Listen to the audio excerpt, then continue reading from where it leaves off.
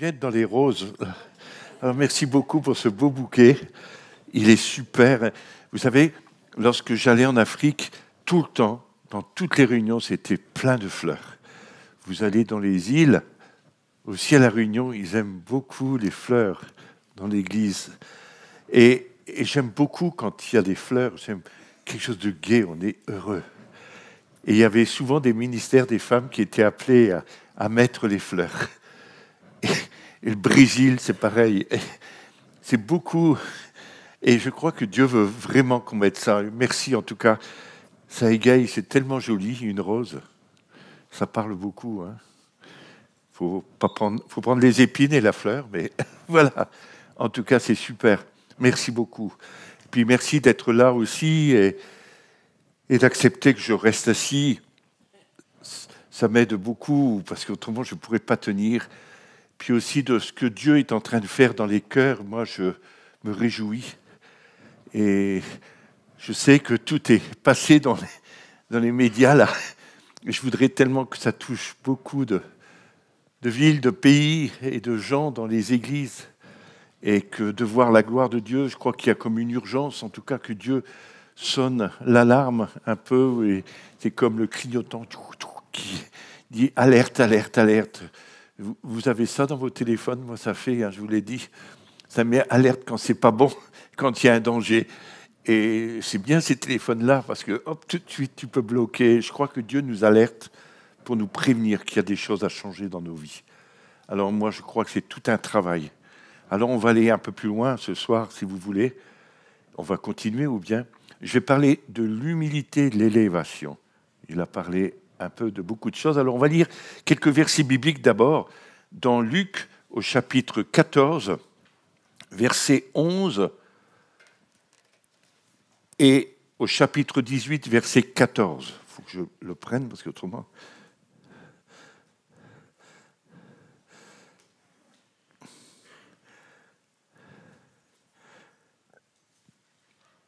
Alors Luc 11... chapitre 11, d'abord, chapitre 18, non, chapitre 14, verset 11, excusez-moi, chapitre 14, j'ai mis Luc 11, moi, Luc 14, verset 11, excusez-moi. En effet, toute personne qui s'élève sera abaissée, et celle qui s'abaisse sera élevée. Luc 18, verset 14, cette fois. Et là, cette fois, il dit, « Je vous le dis, lorsque ce dernier descendit chez lui, » pardon, Luc 18, c'est vrai, 14, « descendit chez lui, il était considéré comme injuste, mais par le pharisien. Et en effet, toute personne qui s'élève sera abaissée, et celle qui s'abaisse sera élevée. » Encore une fois, n'est-ce pas? Et on va aller aussi dans un autre passage dans l'épître de Jacques aussi. J'essaie de vous citer d'abord les versets, puis après je vous expliquerai. Jacques, chapitre 4, et au verset 6 à 10. « Cependant, la grâce qu'il accorde est plus grande encore. C'est pourquoi l'Écriture dit « Dieu s'oppose aux orgueilleux, mais il fait grâce aux humbles. » Soumettez-vous donc à Dieu, mais résistez au diable et il fuira loin de vous. Approchez-vous de Dieu et il s'approchera de vous. Nettoyez vos mains, pécheurs, purifiez votre cœur, hommes partagés. Ayez conscience de votre misère, soyez dans le deuil et dans les larmes, que votre rire se change en deuil et votre joie en tristesse. Humiliez-vous devant le Seigneur et il vous élèvera. C'est le thème de ce que je veux partager. Humiliez-vous devant le Seigneur et il vous élèvera. Encore un verset.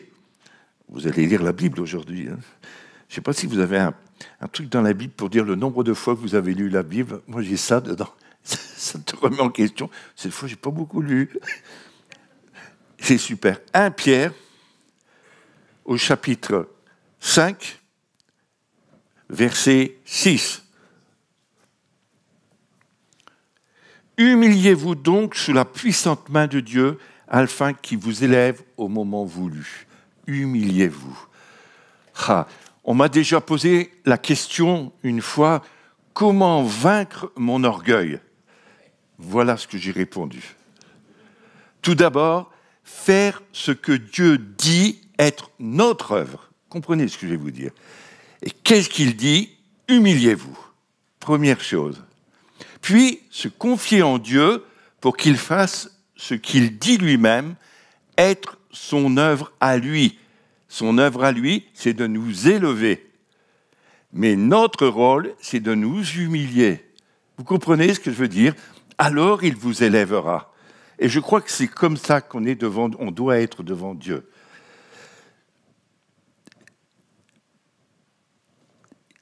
Le commandement est clair. Humiliez-vous. Point. Cela ne veut pas dire que votre œuvre de vaincre et de chasser l'orgueil de votre nature et de former en vous l'humilité de Jésus, non, c'est l'œuvre de Dieu de faire ça. Comprenez ce que je vais vous expliquer. Écoutez bien. Lui seul peut créer en vous cette soif de n'être rien dans l'essence, même de l'élévation par laquelle il vous rendra réellement semblable à son Fils. Dans toute sa façon d'agir envers nous, Dieu emploie deux moyens, ou plutôt, deux classes, je ne sais pas comment l'expliquer. Il y a un temps de préparation d'abord. Quand nous luttons pour obéir, vous allez peut-être vous retrouver. Combien de personnes ont lutté pour obéir? Je veux obéir. Obéir aux commandements, je veux les respecter. Et pour les voir réaliser ces promesses, quel combat il y a entre cette lutte et l'accomplissement. Je ne sais pas pour vous si c'est pareil, mais il y a des luttes, des combats. Il y a donc la préparation, quand nous luttons pour obéir au commandement et voir se réaliser les promesses, notre expérience sont alors mélangées d'efforts, d'impuissance, d'échecs, de succès partiels, parce que finalement on n'arrive jamais au bout. Alors on combat. Combien de chrétiens sont en train de se battre contre eux-mêmes dans le vide? Ils font Don Quichotte, mais ils n'y arrivent pas parce que le résultat est toujours zéro. Vrai ou faux? On retombe. L'orgueil vient très vite. Si tu dis que tu n'es pas orgueilleux, je vais te le montrer, tu vas voir. Et pourtant,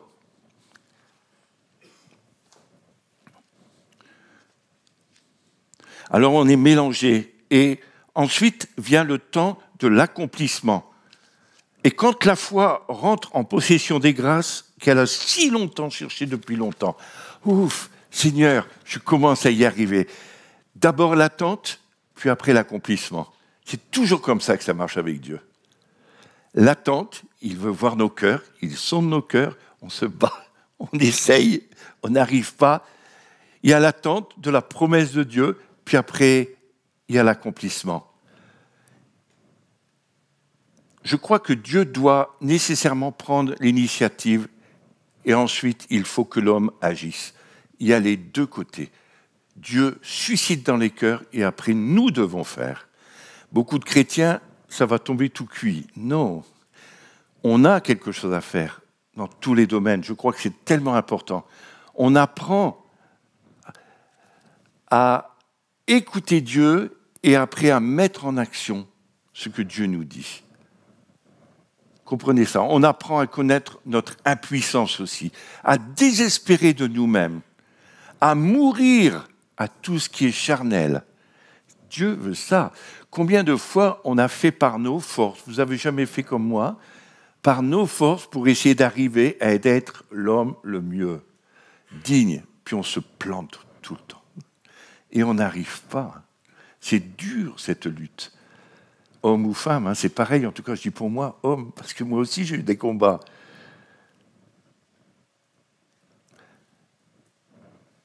Dieu veut nous rendre désespérés pour qu'on prenne conscience de notre impuissance. On n'est pas capable par nous-mêmes, par nos luttes, nos forces. On a besoin de son aide. On a besoin qu'il vienne gérer notre vie, qu'il vienne prendre en main notre vie pour nous rendre et nous élever après. On apprend à connaître cette impuissance, à désespérer, je vous disais, à mourir à tout ce qui est charnel, alors on se place volontairement, je crois, et intelligemment dans les conditions voulues pour recevoir de Dieu cette plénitude de grâce. Il nous élève. Vous n'avez jamais vécu cette élévation avec Dieu, toucher le ciel, être porté. Mais il a fallu tellement mourir avant, quoi. C'est dur à vivre cette plénitude de grâce. Il doit être tout en tous. Il doit prendre toute la place dans notre vie. C'est dur, ça. On a tellement de volonté nous-mêmes, de contrôle. On veut tellement par nos forces. J'ai pas besoin d'aide, j'y arriverai. Combien de gens disent ça, n'est-ce pas? Moi, j'ai pas besoin d'un pasteur, je me débrouille. Puis il va jamais loin, hein, parce qu'il lutte avec Dieu. Je crois qu'il y en a eu dans la Bible, Jacob, c'est ça, qui a lutté contre Dieu, il s'est trouvé déhanché. C'est fou. Il a lutté parce qu'il n'arrivait pas. Je crois que si nous nous efforçons sérieusement d'écouter Dieu et d'obéir, comme il a parlé Jean-Marc ce matin, cet après-midi, nous serons récompensés. Sérieusement, écouter et obéir à Dieu. Apprendre à écouter sa voix. Apprendre à mesurer comment il voit, comment il veut nous élever, quelle est notre attitude de cœur, comment on se trouve, il veut nous sonder.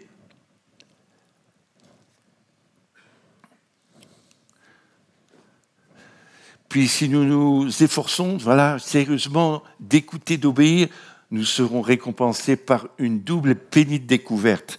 Nous découvrirons d'abord, c'est pas encore fini, quelle profondeur d'orgueil il y a en nous.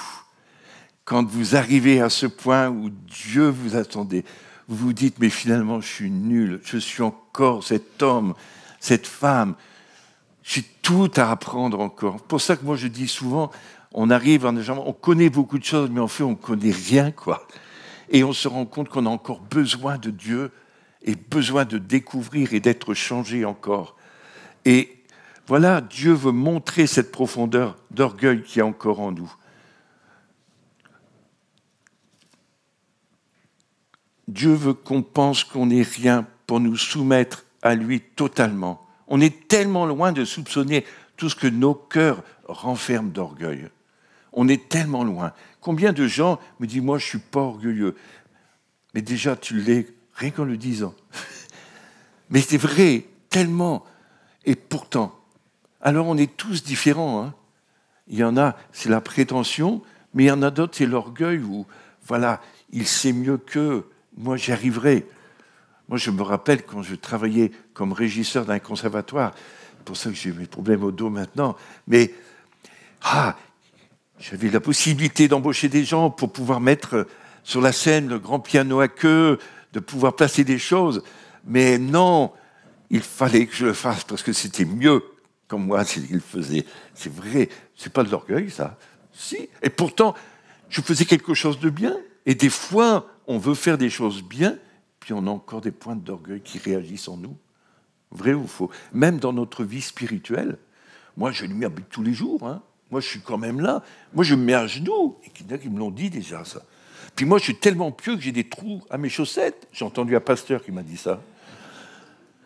Un réformé. Mais je lui dis, mais on n'a pas besoin de tout ça.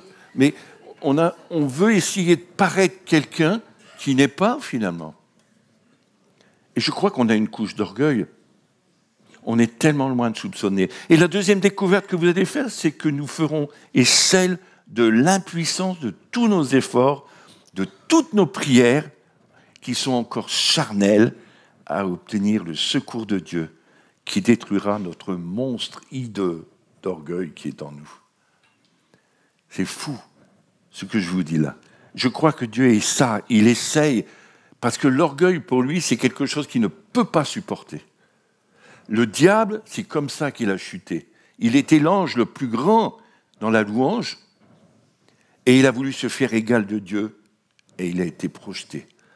Mais nous aussi, quand on veut essayer de paraître le meilleur chrétien, parce que ça souvent des religieux, Jean-Marc, mais C'est vrai, parce qu'on est bien, mais ça ne veut rien dire du tout. Je crois qu'on a besoin de se remettre en question des fois. Et nos prières, qui sont tellement charnelles, vraies ou fausses, des fois, quand j'entends des prières, des fois, je me dis, mais c'est du par cœur.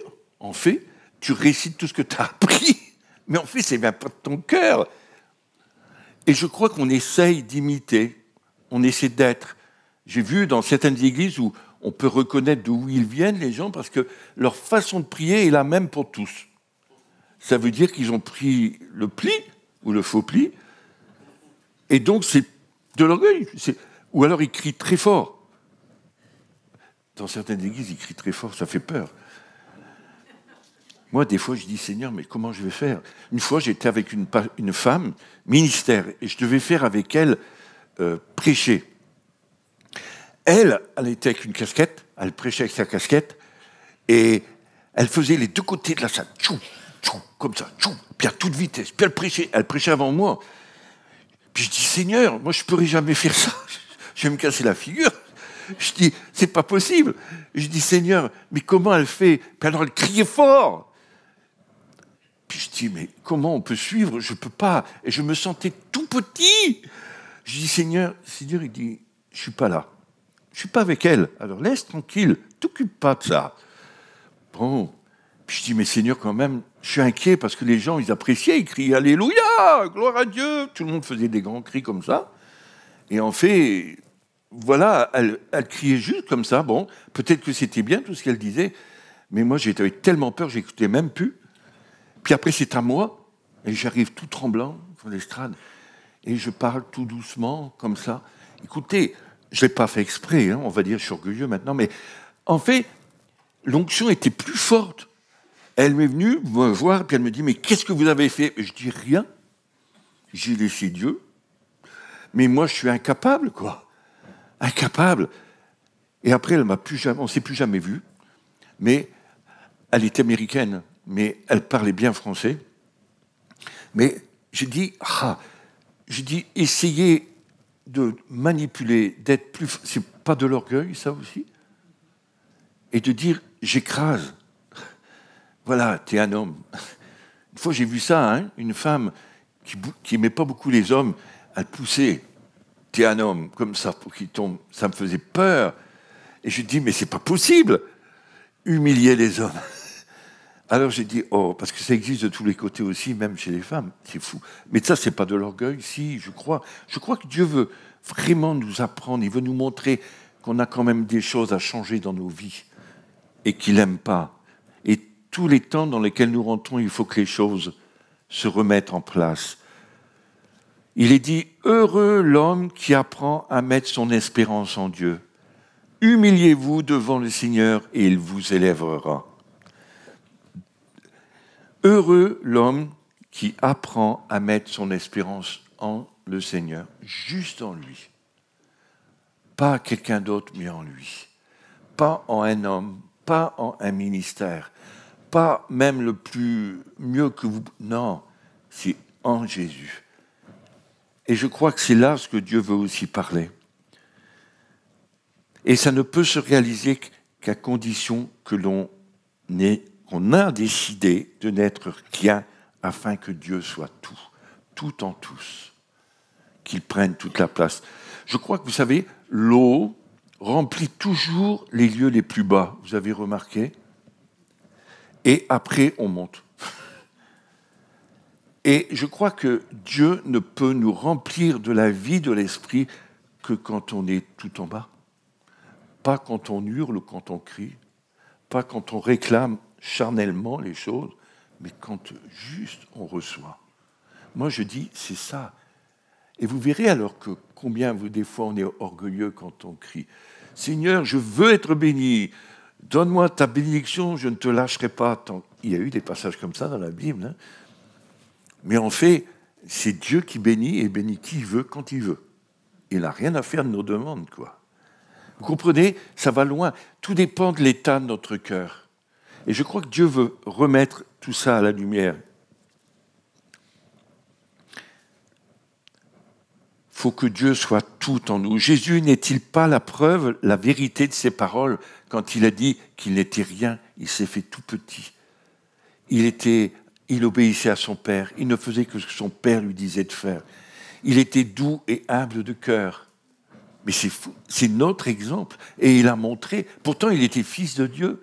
Il aurait pu dire, en montant à la croix, à tous les anges de venir le chercher, ils seraient tous venus. Je suis sûr, il l'aurait décroché, enlevé les clous. Mais il fallait que ça s'accomplisse jusqu'au bout. Il s'est humilié en donnant sa vie. Ce n'est pas un bel exemple. Et nous, on veut ressembler à Jésus. Alors aussi, il faut passer par ce chemin. Il faut être cloué, il faut être brisé. Oui, on a besoin de ça. Ce n'est pas très agréable tout ce que je dis ce soir. Mais pourtant, Jésus est la preuve. N'est-il pas aussi le gage de la certitude que ça s'accomplira pour nous aussi? Il a dit, vous serez semblables à moi.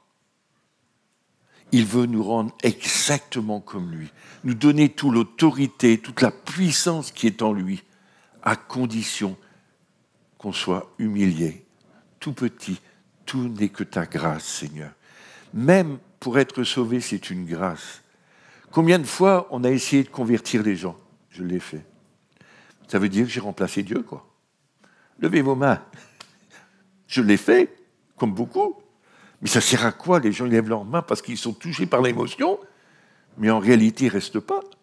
Parce que c'est Jésus seul qui nous convainc de pécher. C'est lui seul qui nous interpelle. Parler de Jésus pour que les gens soient prêts à écouter, oui, mais c'est lui qui viendra les chercher. Belle expérience pour moi, tout seul dans ma chambre. J'avais été d'abord à une réunion, j'ai rien compris de ce qui s'est passé. Je suis rentré chez moi, on m'a filé une Bible dans la main, j'ai couru, et c'est là, dans ma chambre, que Dieu m'a parlé. J'avais jamais lu la Bible de ma vie.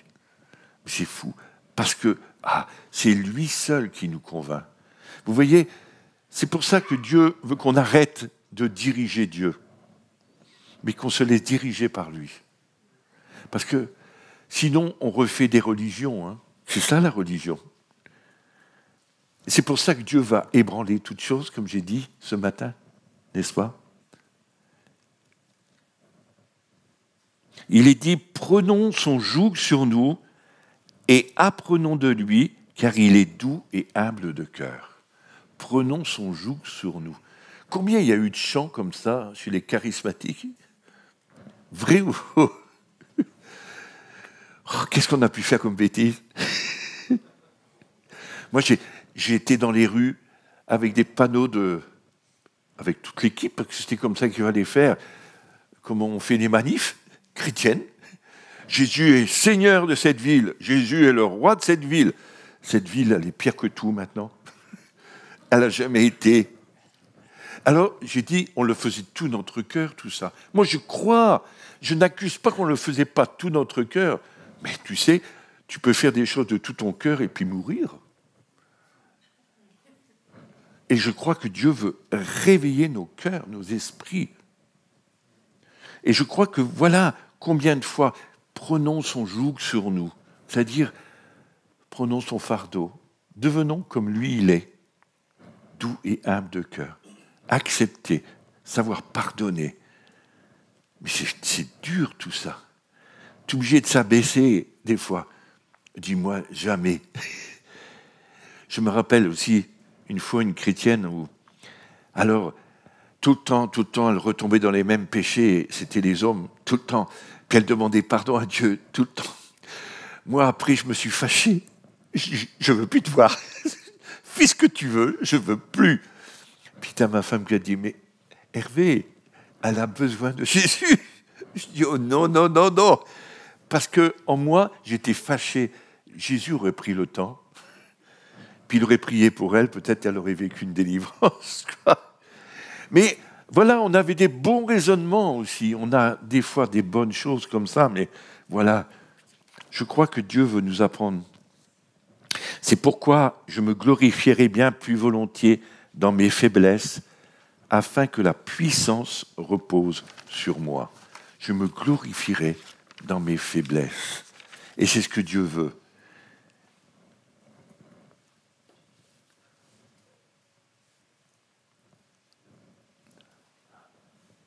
Mes amis, je crois que nous n'avons pas ici la raison pour laquelle notre consécration ou notre foi nous ont si peu aidés dans la recherche de la sainteté. Notre propre foi. C'est celle qu'on s'est créée, n'est-ce pas? Nous pensions travailler par la foi à notre sanctification, mais c'était pour notre moi, pour notre bonheur, que nous cherchions d'eux.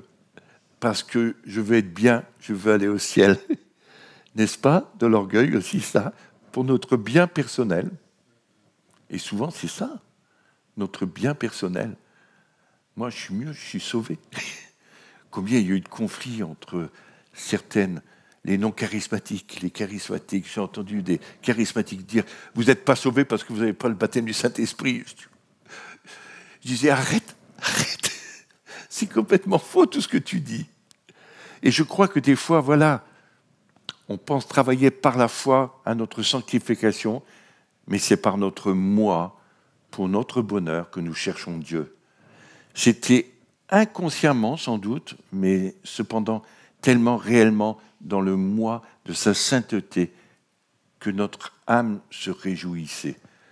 Ah, je me réjouis d'être fils de Dieu, mais dans quel état d'esprit je suis? Tu comprends? Tu peux vivre les choses comme ça, mais la réalité du fond du cœur. Mais quand on va se trouver devant Dieu, je vous dis tout ça, il va le citer. Quand tu as fait ça, tu as fait ça. Le jugement de Dieu, ça va être terrible. Moi, je veux qu'on apprenne aujourd'hui, en tout cas.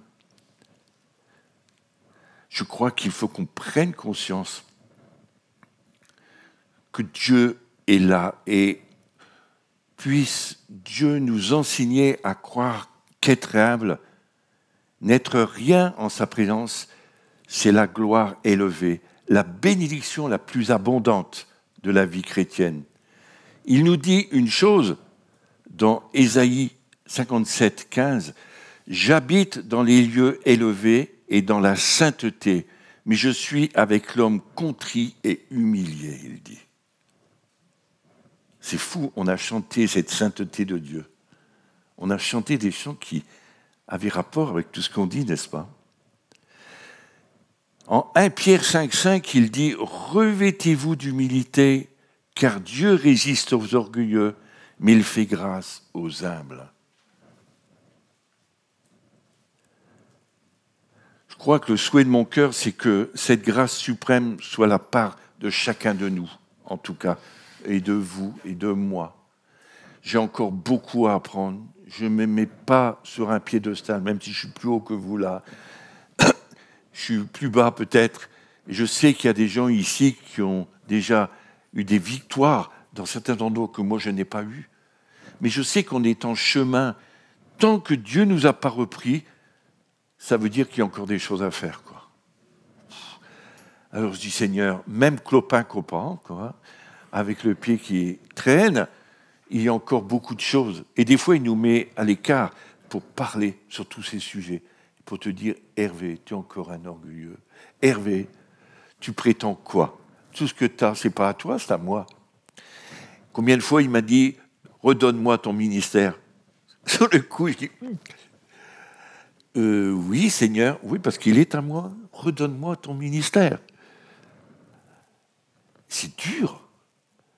Et le Seigneur, il dit, tu vois, tu vis pour ton ministère, mais pas pour moi. Je dis, Seigneur, c'est pas vrai, je t'assure, c'est pour te servir, pour bénir le peuple. Et le Seigneur, non, non, non, tu n'es qu'un orgueilleux.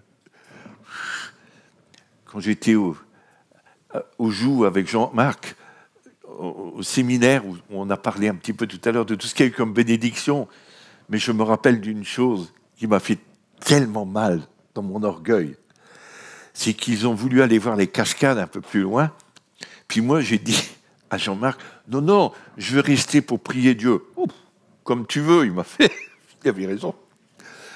Et puis ils sont tous partis, je suis resté. Et moi, je louais Dieu, j'ai dit, tu es magnifique tout ce que tu as fait ce matin, Seigneur.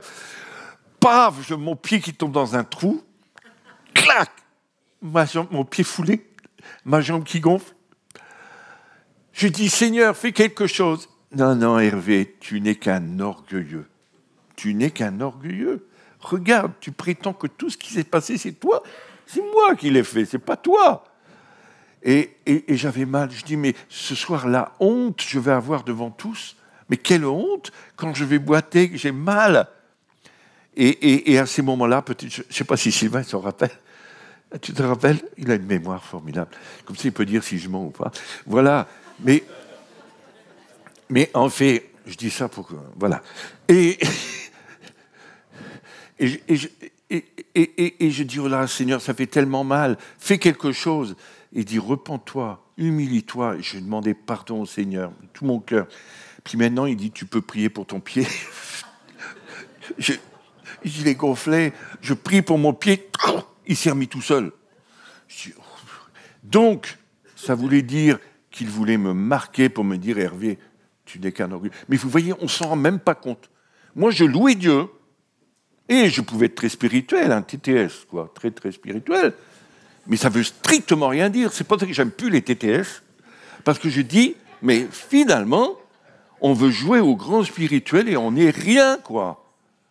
Un petit rien, t'es basculé, quoi. Tu comprends ce que je veux dire? Et je crois que Dieu m'a parlé très fort. Après, il y a eu une onction. Alors là, qui était très forte après. Hein. Il y a eu les guérisons, il y a eu beaucoup de choses qui sont passées. Une autre fois, je vais vous confesser encore quelque chose de mon orgueil. Je voudrais que vous compreniez que je suis un homme comme un autre et que je ne suis pas grand, je suis tout petit. Une autre fois, dans une église en France, comme ça ils seront contents de l'entendre. Et puis, je prêchais et il m'avait autorisé, je faisais ça, c'était très bien, il y avait un monde fou, quoi. Et puis, c'était super. Je donne une parole aux personnes, c'était super. Puis il y a une personne, je lui donne une parole, et là, Dieu, il me parle, il me dit, Hervé, tu t'es planté. Mais vraiment, Hervé demande pardon publiquement. Je dis, mais Seigneur, pourquoi? La femme a pleuré, la femme était touchée, la femme était contrite. Son mari, c'était un rugbyman. Il était balèze. Bon, et puis, on a continué, et puis, arrive le repos, quoi, un peu dans... Et là, Dieu me travaillait, je ne pouvais plus manger, je ne pouvais plus rien faire. Tant que je n'avais pas obéi, quoi. Et je vais voir les responsables, et je leur dis, il faut que je demande pardon, j'ai fait une bêtise. Ah non, non, tu ne fais pas ça. Tu te rends compte? Ah non, non, tu ne peux pas. T'as qu'à le faire... Non, Dieu veut que je le fasse en public. Je l'ai dit en public, je le fais en public. Et c'est ce qu'il voulait. C'est humiliant. Là, vraiment, c'est s'humilier. Mais pas volontairement, j'avais pas le choix. Sinon, Dieu me retirait la main de dessus moi. Et je l'ai fait en public. Elle n'était pas là, elle gardait les enfants l'après-midi. Mais je l'ai fait, j'ai demandé pardon à son mari. Elle, il m'a dit, c'est enregistré, elle l'entend là-bas. Et puis j'ai demandé pardon. Et après, il y a un grand silence. Ils m'ont dit, tu en prends toute la responsabilité. Grand silence. Et après, j'ai commencé à reparler tout en tremblant. J'ai jamais vu autant de guérison. Dieu a transformé le mal en bien parce que je me suis humilié devant lui. Tu te rends compte? C'est-à-dire que j'ai reconnu que ça pouvait être que Dieu seul. Tu te rends compte comment on peut être prisonnier sans s'en rendre compte, en pensant faire très bien, et que Dieu t'arrête en cours de chemin pour te dire que je me suis planté ou tu es un orgueilleux, quoi. Et moi, je crois que oui, parce que on a besoin de ce garde-fou. Je crois que Dieu, ça montre son amour, parce qu'il m'a arrêté encore. Mais en même temps, c'est très dur. C'est là où je vous parlais du jugement. C'est dur. Mais en même temps, Dieu veut nous amener à être soumis, qu'il soit tout en tous. Et on le chante, et on le dit verbalement. Même dans nos prières, il faut aller à la réunion de prière. Là, je suis allé plusieurs fois dans les sous-sols, là. C'est super. Mais combien de fois dans des réunions de prière, pas celle-là, non, mais combien de fois nos prières sont tellement charnelles, quoi, mais tellement pieuses, mais en même temps tellement charnelles, et que finalement, on ne voit pas d'aboutissement. Vous avez eu beaucoup de prières qui ont été accomplies. Est-ce que tu as prié selon l'Esprit ou tu as prié avec l'Esprit de Dieu? Combien de fois nous faisons des choses? Je crois que parce qu'on sait que, je disais tout à l'heure, on a appris, on est formaté, on sait que, mais en fait, c'est pas ça du tout. C'est le cœur qui doit parler. Se laisser inspirer. Je pense que je vous l'ai dit une fois aussi, ça. Je ne vais plus être trop long quand même. Oui, ça va, il n'est pas trop tard. Mais une fois, je revenais dans l'église que j'ai ouverte à Carcassonne, juste, et il me demande de faire la réunion de prière. Et j'ai dit oui, avec plaisir. Et puis moi, je vais faire la réunion de prière. C'est-à-dire, on essaie d'amener pour que les gens puissent tous prier. Enfin, voilà, quand je dis... Et j'arrive, et j'ai pas eu le temps de dire quoi que ce soit. Tout le monde s'est mis, bénis un tel, bénis un frère, bénis mon bœuf, bénis le voisin, bénis... Ben, tous les noms y ont passé, tous. Et moi, j'étais mal. Puis j'entends le Seigneur qui dit, fais-les arrêter. Mais je dis, Seigneur, je suis en route. Vous ne pouvez plus les arrêter. Et je me suis parti dans le fond de la salle et je prie en langue. Et le Seigneur, il dit, non, je veux que tu pries pour la Syrie aujourd'hui. Il y a des gens qui sont en train de se faire tuer là-bas. Et il dit, c'est là mon sujet dans mon cœur. Arrête-les, dis-leur. Mais c'était de la folie, quoi. Et je disais, arrêtez. Ils ne m'entendaient même pas, tellement ils priaient énergie. On aurait dit qu'il y avait le réveil. Mais c'était pas le réveil. C'était humain. Comme quoi, hein. Mais pourtant, ils étaient très sérieux. Et j'ai crié fort, stop! Là, c'est comme si j'avais lancé un saut de glace. Et ils se sont tous arrêtés. Puis je dis, le Seigneur, il ne veut pas qu'on prie comme ça. Voilà son fardeau pour aujourd'hui. Et puis je le scie, le fardeau. Mais alors, là, c'était terrible. Silence complet. Je crois que j'avais tout cassé. Et j'ai dit, écoutez, on va prier en langue, et puis on va laisser le Saint-Esprit vous diriger. D'accord? Je vous ai juste donné ce que Dieu m'a montré. Maintenant, on va prier en langue. Laissez l'Esprit faire. Écoutez, c'était, on ne peut pas plus super. L'onction est descendue, ils sont tous à parler en langue, et d'un seul coup, la prière, elle était ciblée, comme s'ils connaissaient ce qui se passait, alors qu'ils n'avaient aucune idée, que moi, j'avais juste eu en vision et que Dieu m'a montré. Et ils ont commencé à prier. Mais il y avait une onction. Et après, ils disaient, on était bien dans la réunion de prière. Mais je dis, voyez, vous n'avez pas prié pour vos bobos et vos bibis, vous avez juste prié pour le cœur de Dieu, quoi. Comme il avait comme fardeau. Il cherche des intercesseurs, il a dit, c'est ça tout à l'heure, ou c'est toi? Des gens en esprit, en vérité, des gens qui se tiennent à la brèche, des sentinelles, des gens qui peuvent prier avec son cœur. Il y a des fardeaux sur le cœur de Dieu qui veut nous mettre. Je vous assure que de prier, et quand on a des fardeaux comme ça, puis qu'on se retrouve, qu'il y a une possibilité de se retrouver tous ensemble, il y a une onction. On ressort de là en feu. Même si tu n'as passé qu'une demi-heure seulement, parce que tu ne peux pas à cause du travail, mais même cette demi-heure, on est tellement bien que la journée, on est élevé, quoi. Voilà. Tu seras abaissé, tu seras élevé. Tu te soumis à Dieu et il t'élèvera. Je crois que Dieu veut nous apprendre tellement de choses. Nous dire stop, arrêtons de faire les religieux, quoi. Et devenons vraiment des fils et des filles de Dieu qui se soumettent. Laissons-le briser notre orgueil, notre prétention, tout ce qu'on croit être et qu'il n'est pas. Devenons ses enfants. Son corps, on en a parlé beaucoup de fois, j'ai entendu. Le corps de Christ, tu te rends compte? C'est toi qui en as parlé aussi. Hein. Ce corps, cette sainteté, vous te rendez compte? Vous êtes les membres de Christ. Mais on ne peut pas être les membres et qu'on est comme ça.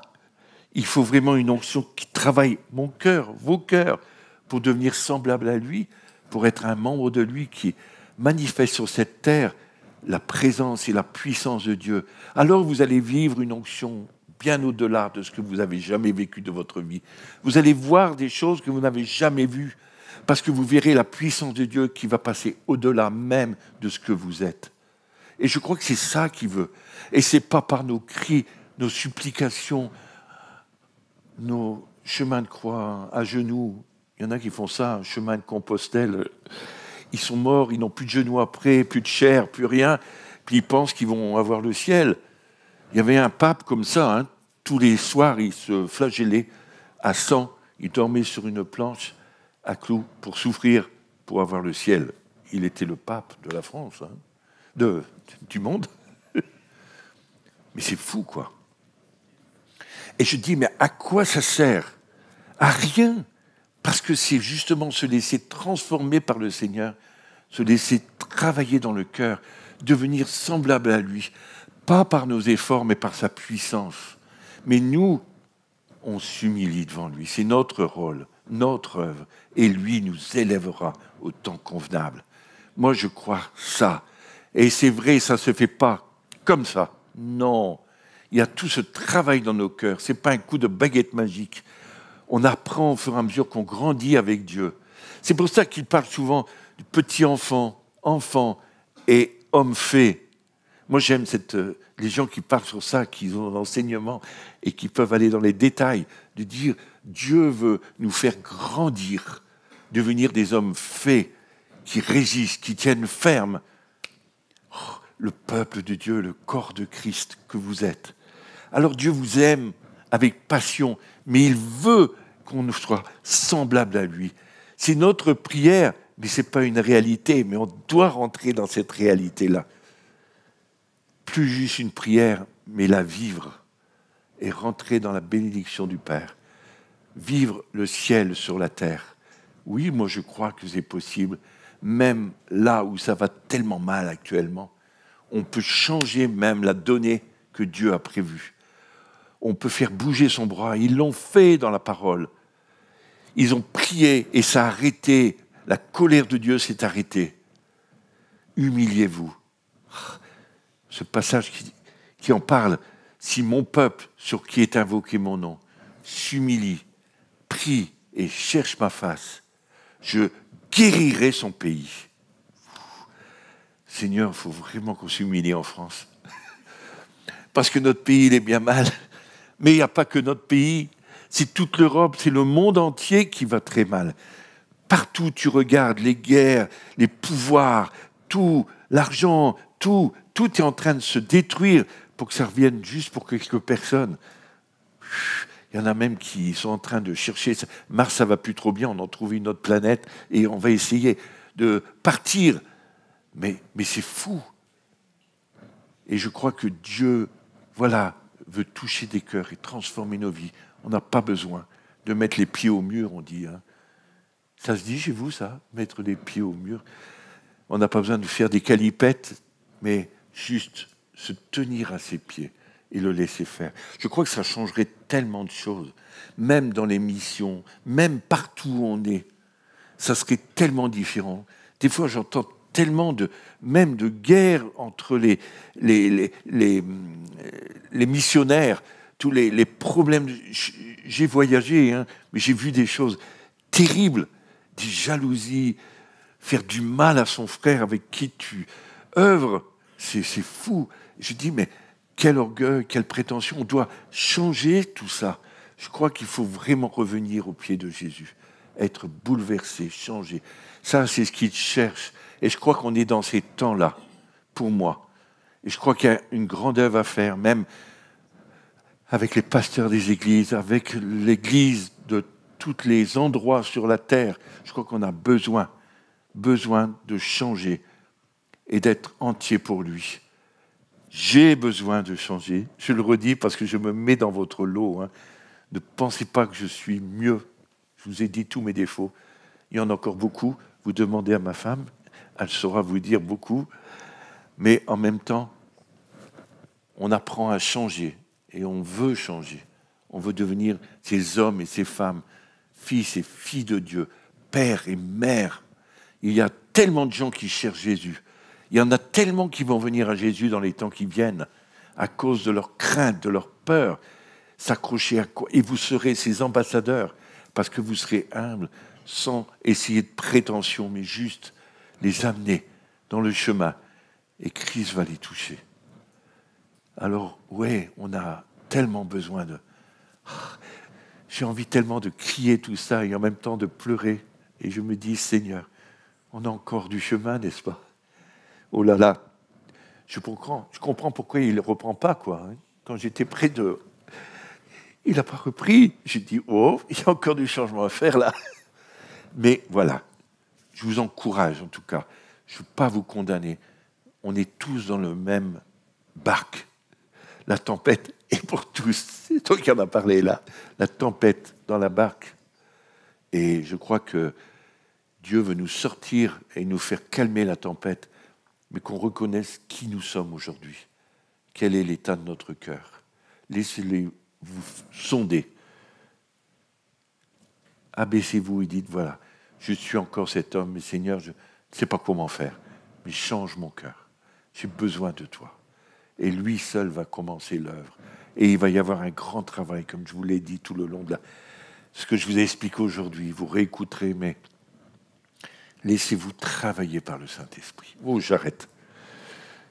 Merci Seigneur pour ta parole qui est la vérité. Je veux prier pour qu'elle s'accomplisse pleinement dans les temps de toi et que, Seigneur, tu as mis, même pour ce soir, des gens avec encore ils ont encore un peu d'énergie pour prier pour vous et peut-être si vous le sentez ou si c'est dans 8 jours ou 15 jours, prenez rendez-vous avec eux et ils vous verront et je crois que c'est bien. La Suisse, c'est pas grand, on a vite fait le tour quand même. Bon, vous trouvez que c'est toujours très long, mais nous, pour faire quelque chose, il faut 40, 50 kilomètres tout le temps. Mais c'est les chemins dans ma région. C'est long, hein, c'est étroit, c'est long. Elle connaît Ariège. Mais voilà. Alors, merci Seigneur.